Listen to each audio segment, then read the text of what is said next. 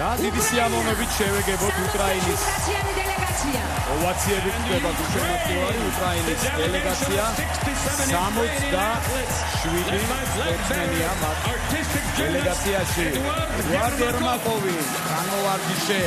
გახლავთ უკრაინელთა დელეგაციის მეტროში გამოდიან უკრაინელები როგორც ხედავთ გულშემატკივარი საკმაოდ დიდი ოვაციით შეხვდა უკრაინის დელეგაციას უამრავი უკრაინის დროშა სპორტსმენების ხელთ და ყველანი ემზადებიან ეხლა გულშემატკივრებით ტელემაყურებლებით